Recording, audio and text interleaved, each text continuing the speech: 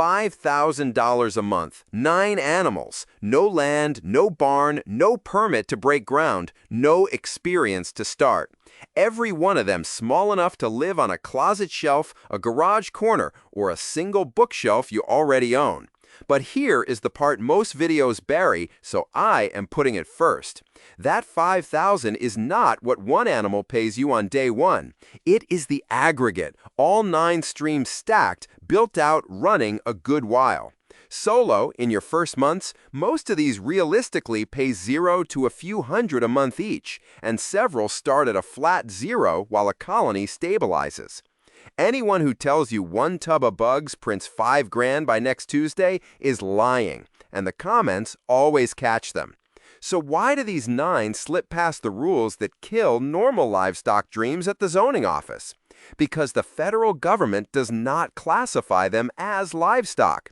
It classifies them as pets, ornamental aquatics, captive invertebrates, or animal feed.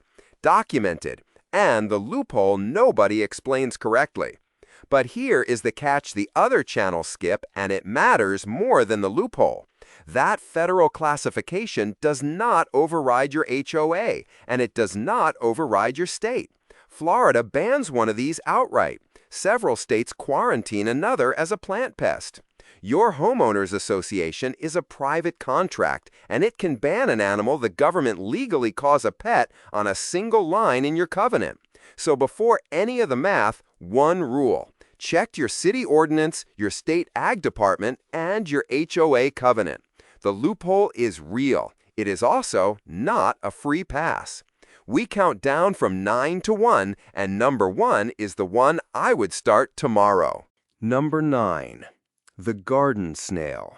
Specifically, Helix aspersa, the escargot snail, the same brown-shelled thing crawling across your fence after rain. You have seen 100 videos promising you can farm these in a spare room and sell them to fancy restaurants for $15 to $25 a pound. So why does almost nobody actually do it?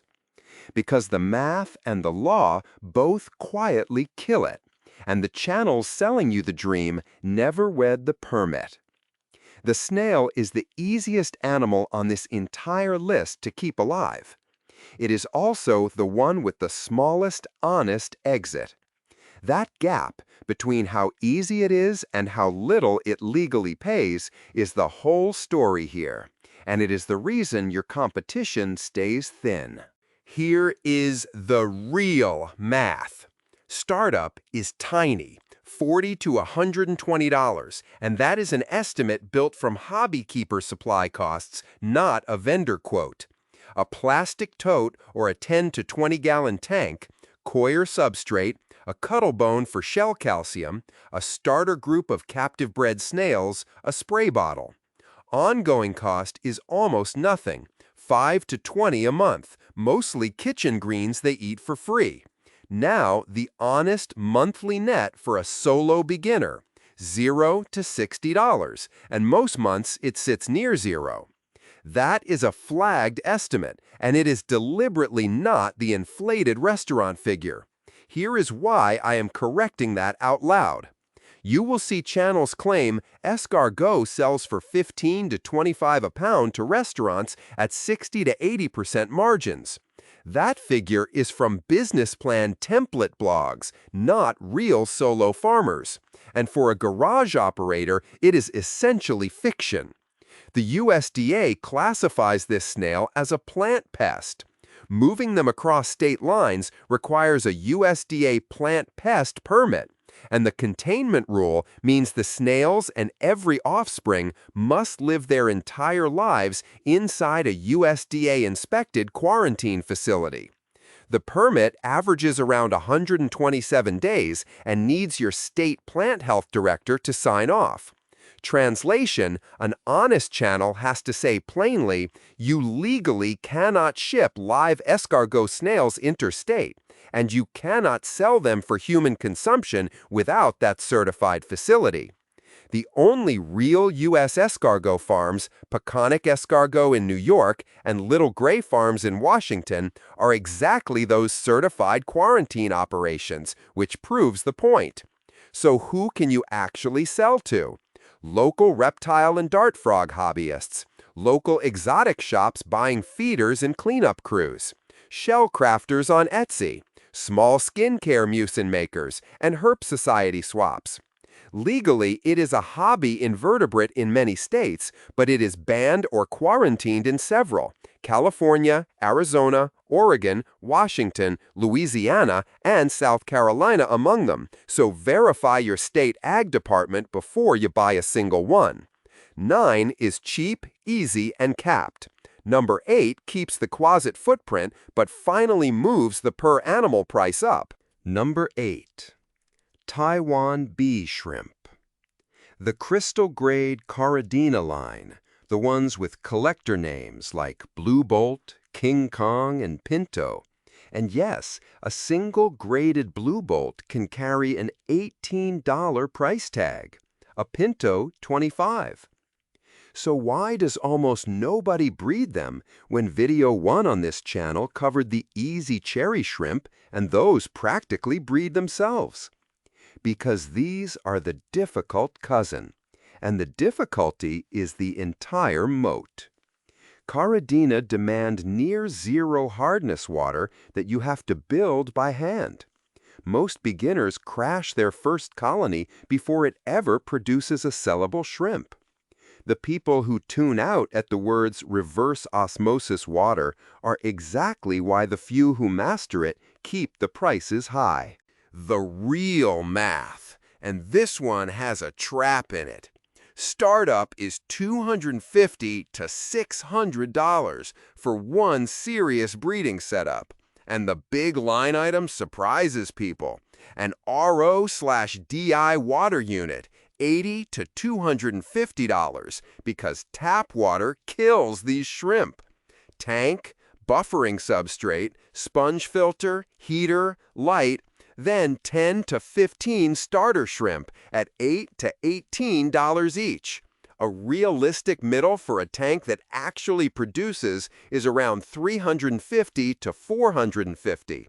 That is an estimate. Ongoing cost is the part the hype ignores entirely. $25 to $60 a month per rack for RO water, remineralizer, mineral food, and the electricity for heaters and air pumps. Now the honest net. 0 for the first 3 to 6 months while the colony stabilizes, then $40 to $150 a month per tank once a closet rack of 2 to 4 tanks is producing. A focused solo hobbyist running 4 tanks who survives the early die-offs might reach $150 to $400 at the ceiling, but that ceiling is fragile. One crash, one bad shipment, wipes a month. Here is the figure to correct out loud. Sellers quote that $18 Blue Bolt as if it is profit. It is not. That is the retail store price for a graded show animal.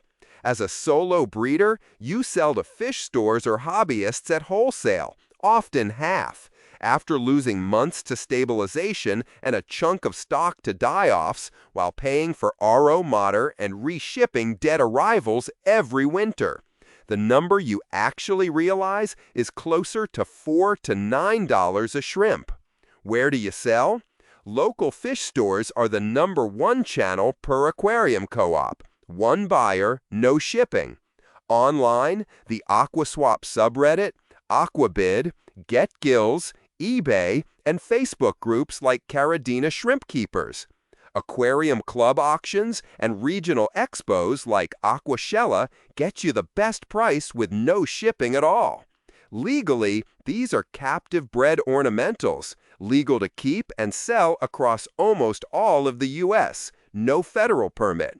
But Hawaii effectively bars shipping live aquatic inverts in, and California and Florida have case-by-case rules, so verify your state's aquatic list and grab a local business license before you sell. 8 is skill-gated pocket money. Number 7, trades water for a heat rack and steps into reptiles. Number 7, Leopard Gecko, designer morphs, rack bred. You have absolutely seen the headline.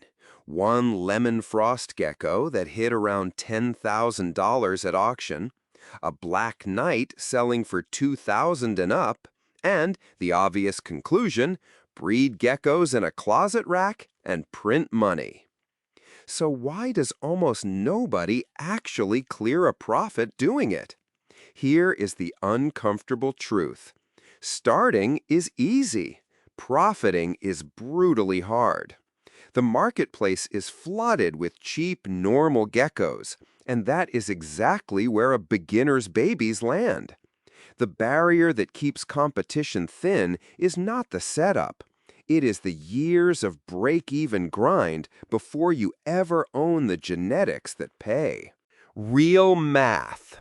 Startup is $500 to $900 all in for a closet rack, an estimate. 1 male and 3 females in basic morphs at $30 to $75 each, a plastic tub rack, an incubator, a thermostat with heat tape to hold the tubs around 88 to 90 degrees, plus supplements and a feeder colony. Ongoing is $30 to $60 a month, feeder insects, calcium and D3, substrate, and electricity, plus the irregular hits, an egg-binding vet emergency, Morph Market and PayPal fees, and $40 to $60 a box for overnight live shipping. Now the honest net, and this is the one that stings. Roughly 0 to $75 a month and frequently break even or a slight loss in year 1. Here is the actual arithmetic. About 8 sellable babies per female per year, times 3 females is roughly 24 hatchlings. But normal morphs move at only $20 to $40 each and only during a 4 to 5 month window after months of feeding non-productive animals. Spread that gross across 12 months, subtract feeders, power, supplements, and fees, and a beginner with normal genetics nets near zero.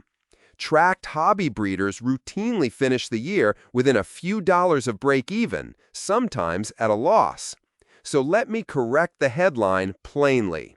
One elite morph can sell for thousands. The lemon frost, the black knight, those are real. But they are proven multi-generation high-grade lines, genetics most beginners never own. The closet rack is a real market, not reliable monthly income, until you own those genetics, and most people never get there. Who buys? Morph Market is the dominant channel, 1,600 plus leopard geckos listed at any moment. Then reptile expos and shows for the most volume and networking. Local reptile stores at wholesale, fauna classifieds, and reptile Facebook buy-sell groups. Live, sexed, grown-out hatchlings to keepers and breeders, not eggs. Legally, captive bred, non-native, not on the Lacey Act injurious list, legal to own and breed across most of the U.S., but selling as a business can need a state seller's permit, an HOA or lease may ban commercial activity, and interstate shipping requires an approved reptile shipper account like Ship Your Reptiles, not regular mail. 7 is a real market that mostly pays in patience.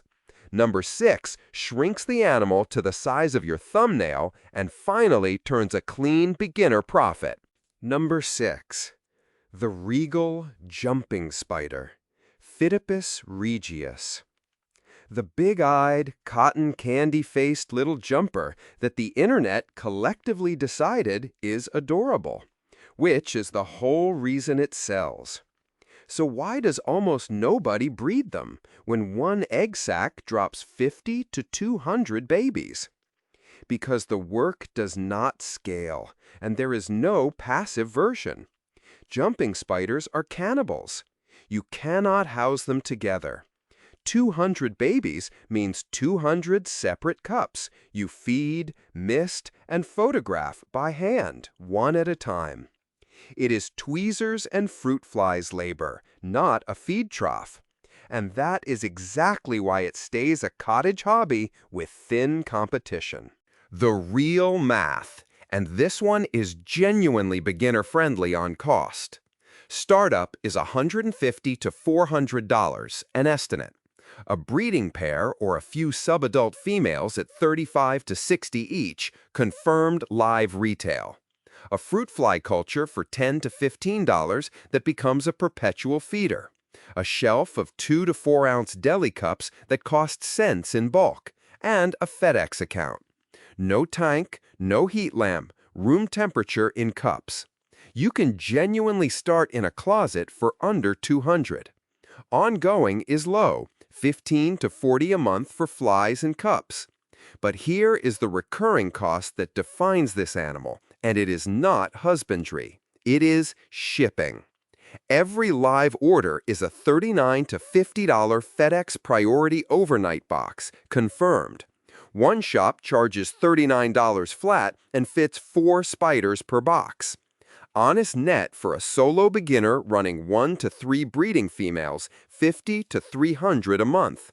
One sack yields 50 to 200 plus spiderlings, but you lose a chunk to die off. Slings sell at only $10 to $20 each, and you cannot sell them all because, as hobbyist breeders openly admit, the real math, and this one is genuinely beginner-friendly on cost. Startup is $150 to $400, an estimate.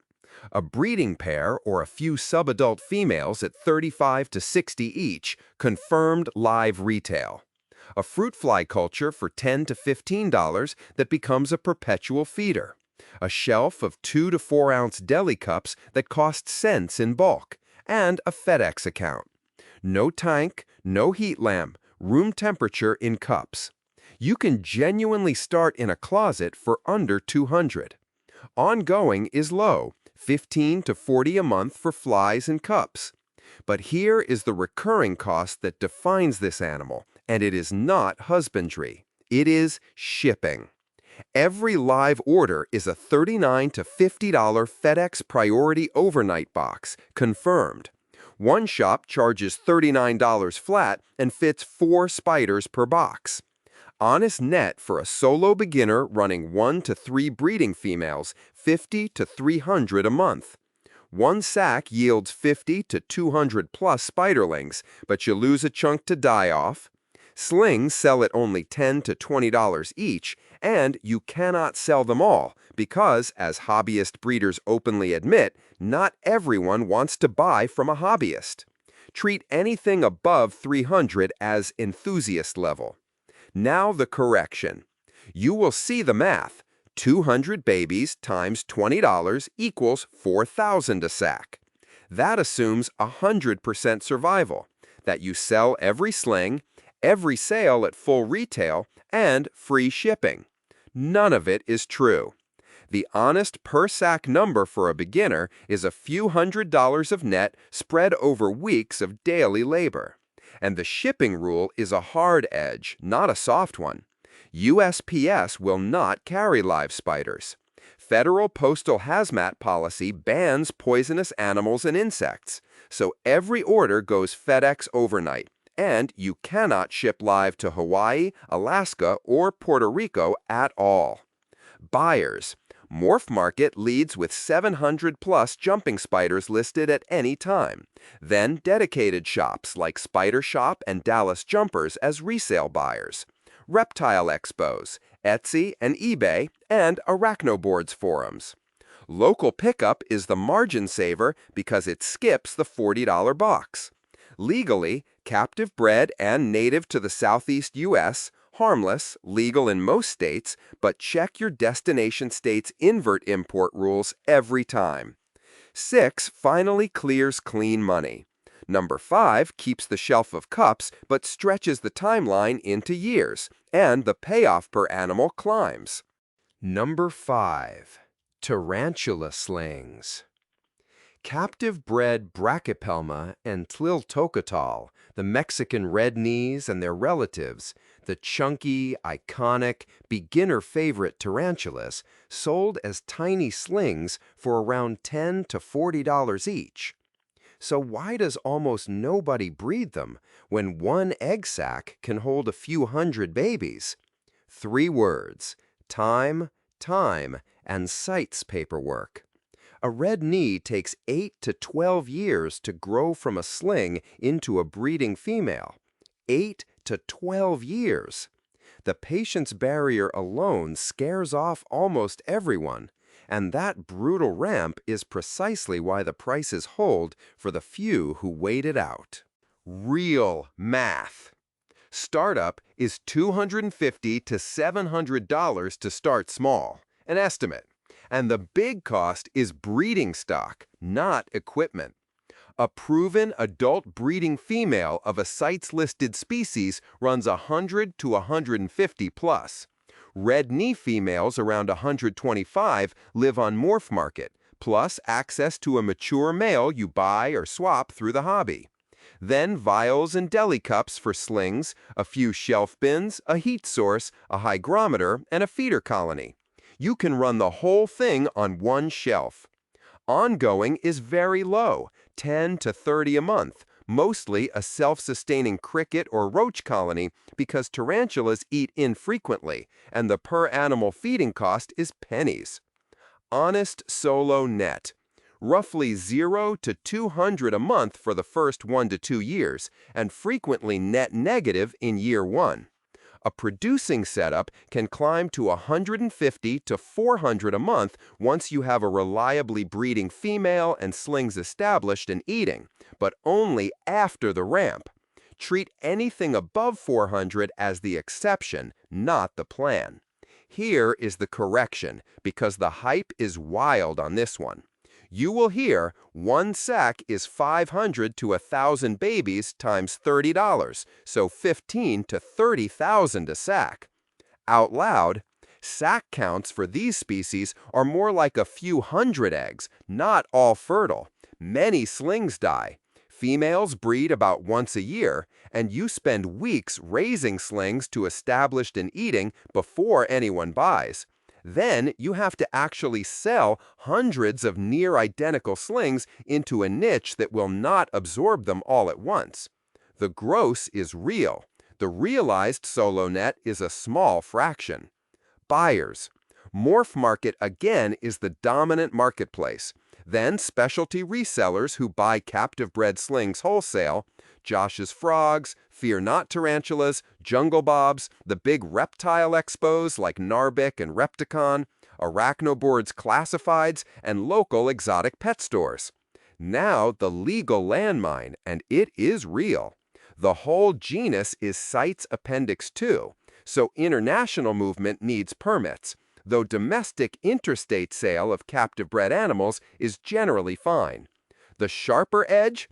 There is a documented and growing black market in wild-caught and even named before science Mexican stock. National Geographic has documented significant illegal red knee export from Mexico. Buy and sell captive-bred only. Touching wild-collected stock risks your animals, your reputation, and legal exposure. Verify your city, HOA, and state, because some places restrict exotic invertebrates outright. 5 is a long game with a real payoff at the end. Number 4 warms up the closet and finally produces an animal you can sell by the hundred. Number 4. Madagascar hissing cockroaches. Yes, the giant hissing roach, the one that actually hisses, a staple of classroom science tables and reptile feeders alike. So why does almost nobody farm them for real money when a single bin holds hundreds? Because their biology refuses to scale. The serious feeder farmers chase dubia roaches and crickets, species that breed like a factory. Hissers are slow. A female carries her eggs internally for about 2 months and births only around 40 nymphs at a time, and the nymphs grow slowly. That same slowness that makes them a lousy factory feeder is exactly why the niche stays uncrowded and open for a patient small operator. The real math. And the startup here is the cheapest reptile feeder entry on the list. $60 to $150, an estimate. A 10 to 20 gallon bin with a smear of petroleum jelly at the rim as an escape barrier, a low-watt heat mat to hold 75 to 90 degrees, cocoa fiber substrate and egg-flat cardboard, and a starter colony of 10 to 25 adults at 1 to 240 each. You can launch under 100 if you reuse a tote. Ongoing is very low, 10 to 25 a month, mostly fresh produce scraps, a little dog food or fish flake for protein, and the electricity for heat. Honest net, 0 to 150 a month for a solo beginner in year 1, and honestly closer to 0 to 75 for the first several months while the colony builds. The ceiling is biological. Forum consensus is explicit that even 1 to 200 a month requires reliably selling 200 plus roaches a month at $1 plus each, and a single starter bin will not hit that until it is well established, often a year out. Treat this as cost offset for a reptile keeper, not a paycheck. Now the legal landmine, and this one is the crispest on the whole list. Federally, USDA APHIS does not require an interstate permit for this roach because it is low agricultural risk, and that is exactly why people wrongly assume it is legal everywhere. It is not. Florida bans possession or import without a special FDACS permit under Florida Statute Chapter 581. Ship to a Florida buyer without confirming their permit, and you can be on the wrong side of state law, with penalties commonly cited up to $5,000, and treat that exact figure as the reported ceiling, not a guaranteed fine. Hawaii effectively bars them too. This is the textbook proof of the whole thesis. Federal okay does not mean everywhere okay. Buyers. Morph market, where hissers list around $4 retail. Feeder e-tailers like the Critter Depot and Dubia Roach Depot. Reptile expos for the best cash margins. Dart frog and tarantula keepers using them as cleanup crews. Local pet stores at wholesale. eBay and Etsy novelty buyers. And a quiet one that pays retail, schools and science teachers buying classroom specimens. 4 is patient pocket money with one hard state ban. Number 3 goes back to the bug on a shelf model, but this is where the per animal price finally gets genuinely interesting. Number 3. Premium Designer Isopods, headlined by the Cubaris called Rubber Ducky. In video 1, we touched isopods at the hobby tier. This is the high-grade version, the Morphs with collector names and collector prices. So why does almost nobody you know run them? 3 throttles. First, the patience tax. It is roughly 12 months from a starter group to a colony that produces sellable surplus, with 0 income in between, and most quitters bail before month 9. Second, the biology is slow. Tiny broods of 5 to 15 babies on a 60-day cycle, so you physically cannot scale fast even when demand is there. Third, a reputation barrier. Buyers only pay premiums to sellers with proven accurate species ID. Those 3 filters are why competition stays thin. Real math. Startup is $150 to $400 to start as an actual breeder, not a one-tub hobbyist, and the animal cost is sourced. A starter group of 6 to 10 rubber ducky runs $60 to $150, around $650 each in a 10 count on Morph Market, up to 20 plus each for premium 6 counts. Add tubs, mesh lids, cocoa and sphagnum substrate, leaf litter, cork bark, and a cuttlebone. To have a real sellable operation, you want 3 to 5 tubs and 2 or 3 morphs, which is why I land at $150 to $400, not the $30 single culture figure. Ongoing is genuinely low, 5 to 20 a month, because the food is mostly free. Decaying leaf litter, hardwood, veg scraps, plus shipping supplies at $2 to $4 per order you ship. Honest net, 0 to 50 a month for the first 9 to 12 months while you are growing, not selling. Then 50 to $250 a month once 1 to 3 tubs are mature and producing splits. Here is the correction, and it is the most repeated isopod myth on the internet. You have heard rubber duckies sell for $50 each, so 1 tub is passive money. The $50 number is peak hype from 2018 to 2020. Today, the market is more like $650 to $22 per individual in groups. And a high price per animal means nothing if you only have 8 babies to sell this month. Small broods cap your output no matter the sticker price. Buyers. The core demand is reptile, dart frog, and terrarium hobbyists buying cleanup crews for bioactive vivariums. Then, morph market as the dominant marketplace, dedicated shops like Pangea Reptile, Frog Daddy, and the World of Isopods, eBay and Etsy for novelty, Repticon and regional reptile shows for cash local sales, and the Isopods subreddit. Legally, captive inverts, lighter than reptiles, generally no special local license to breed at home, but here is the real legal trap most of the hobby ignores. Moving non-native isopods across state lines falls under a USDA permit, and most Cubaris, including rubber ducky, which is an undescribed species, technically require an inspected containment facility to ship interstate legally. Stated plainly, check your city and HOA and your state's invasive rules and sort your sales tax once hobby crosses into income. 3 is the highest per animal price on a shelf so far. Number 2 drops the price per animal to pocket change, but flips to a volume game that quietly sells itself. Number 2.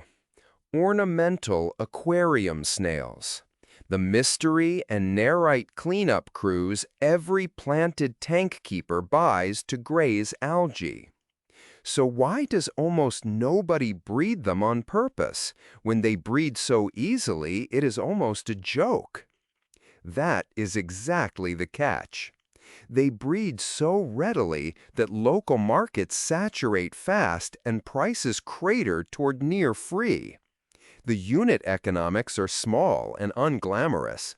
Wholesale is around 50 cents a snail or store credit, and there is a genuine species ID legal trap underneath that scares off careful sellers. It is a steady niche, not a gold rush, and that is precisely why it stays open for someone willing to run the volume. Real math.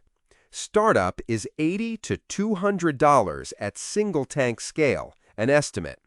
A 10 to 20 gallon tank, a heater, a sponge filter and air pump, a starter group of 6 to 10 mystery snails at around 5 each to sex a breeding group, calcium-rich food, and a lid because mystery snails climb out to lay eggs above the waterline. Source a used tank and snails from a local aquarium club and you are under 100. Ongoing is 10 to 30 a month, mostly electricity, occasional algae wafers and calcium, and dechlorinator. And if you ship, packaging plus heat packs plus USPS priority quietly eat $10 to $15 a box. Honest net. $20 to $150 a month for a solo beginner with 1 to 3 tanks, and a lot of that is store credit, not spendable cash. Here is the honest math nobody likes.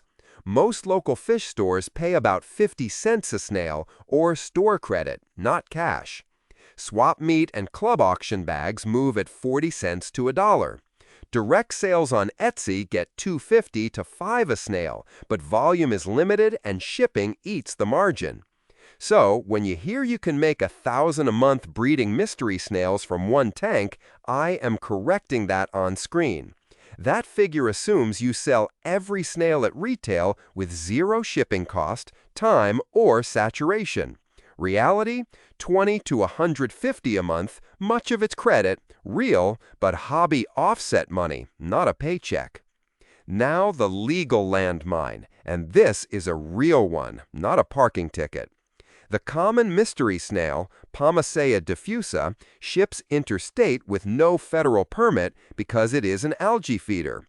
But its look-alike sister species, the channeled and island apple snails, Pomacea cuniculata and maculata, are federally barred from interstate movement, and as juveniles, they look nearly identical. Misidentify one, mix it into your stock, and ship it, and you have moved a federally restricted invasive across state lines. On top of that, the snails are banned outright in places. Real vendors refuse to ship to Georgia and Maine, and the genus is regulated in Arizona, Hawaii, Louisiana, North Carolina, and Texas.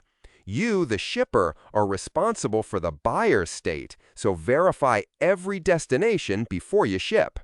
Buyers.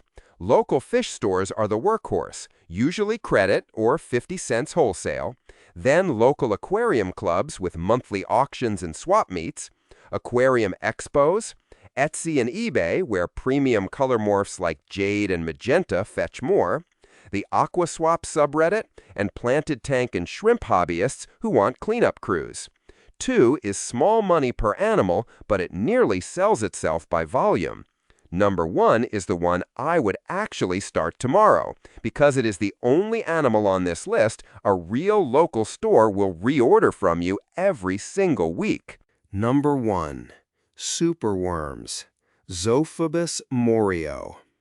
The fat, sturdy feeder larva every bearded dragon, gecko, and dart frog on Earth eats. And the reason it tops this list is not a flashy price. It is the single most dependable buyer on the entire countdown. So why does almost nobody stick with it when a starter colony costs $40? Because it is a slow, slightly smelly, patience-heavy grind that punishes exactly the people the get-rich headlines attract. The larvae take roughly 5 months to mature. The beetles cannibalize their own eggs and pupae. And the payoff is pennies per worm at wholesale. The boring months-long discipline filters out almost everyone, which is precisely why a steady operator faces thin local competition for a buyer who reorders weekly. The real math. And this is the cash flow climax of the list. Startup is $50 to $150, conservative estimate. A few stackable bins, wheat bran or oat substrate, carrots or potato for moisture, and a starter colony of 500 to 1,000 worms at $25 to $40, cheaper in bulk, plus a cheap seedling heat mat to hold 78 to 82 degrees. No tank, no land. Ongoing is 15 to 40 a month, mostly grain substrate, and a modest electricity bump for heat in cold months, and heat is the silent margin killer, because superworms crawl to a stop below 70 degrees.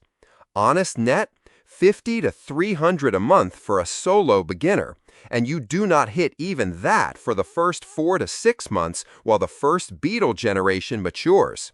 This is real, repeatable side income for a closet operation, not a salary. And scaling toward the top means more shelves, more daily labor, and a standing wholesale account. Here is the big lie to correct, and it is the most viral one on this whole topic.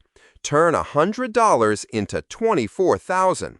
On screen, you sell to stores at wholesale, roughly $15 to $20 per 1,000 worms, about a penny and a half to 2 cents each. not the retail price, and nowhere near the hyped per-pound figures. The beetles take 5 months to even start producing, so there is a long, unpaid ramp. And heat, feed, and live arrival shipping losses shave the margin further. One breeder reported about 500 saleable worms from 1,000 because of cannibalism. The honest version is a few $100s a month of dependable repeat income once your colony is mature, earned with months of patience, not a windfall. But here is why it is number one: the buyer.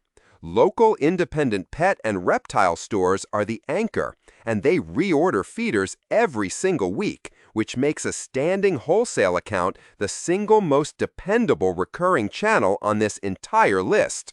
Beyond that, bearded dragon and gecko keepers, dart frog and terrarium hobbyists on dendro board and reptile Facebook groups, bird and chicken keepers, bait shops, reptile expos and swap meets with no shipping, and eBay and Etsy live feeder listings.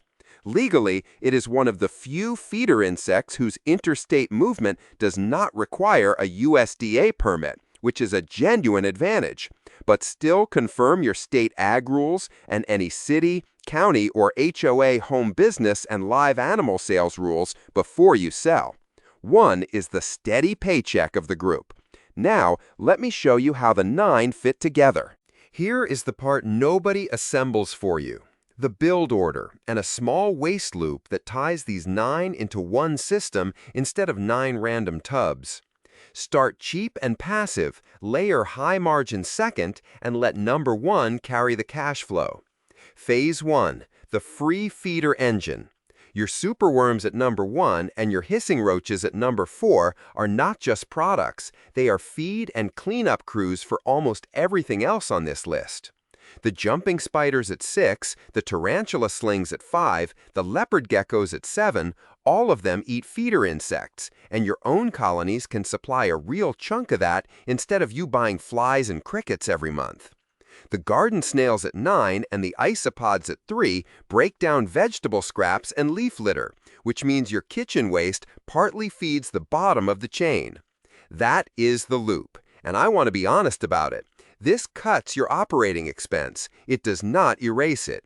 You will still buy RO water for the shrimp, heat for the worms, and shipping boxes for the spiders. A waste loop trims the feed bill, it does not pay the power bill. Phase 2. Stack the slow earners while the feeders run. The aquarium snails at 2 and the mystery snail tanks share water gear and shelf space with the Caridina shrimp at 8, so one closet rack does double duty. The isopods at 3 and the escargot snails at 9 sit on the same shelf in tubs and cost almost nothing to hold while they mature. Let these grow during the unpaid ramp months, because their startup is cheap and their care is near passive. Phase 3, the high-margin patience plays. The leopard geckos, the tarantulas, the designer isopods, the crystal shrimp, these are the ones that pay real per-animal money, but only after months to years of grow-out, so you fund them with the steady weekly cash from number 1. That is the order.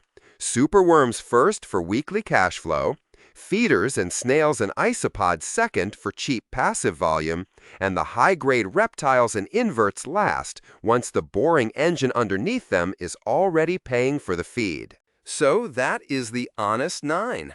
If you came here for a get-rich number, you already noticed I refused to give you one. And that is the whole point of this channel. I would rather you trust the math than chase a thumbnail. If you only start one thing this week, start number 1, the superworms, because it is the only animal here with a buyer who calls you back every 7 days, and weekly cash flow is what funds everything slower and higher margin above it. Subscribe if you want the rest of this built out honestly, because the next videos go deeper on the exact things that trip beginners. Which states quietly ban which animals, how to land your first standing wholesale account with a local store, and the real unhyped numbers on scaling past pocket money. No promises of riches, just the math, the law, and the buyers by name. Next time, we open the rack and walk through the first 90 days of a single superworm colony week by week, including the mistakes that kill it. I'll see you.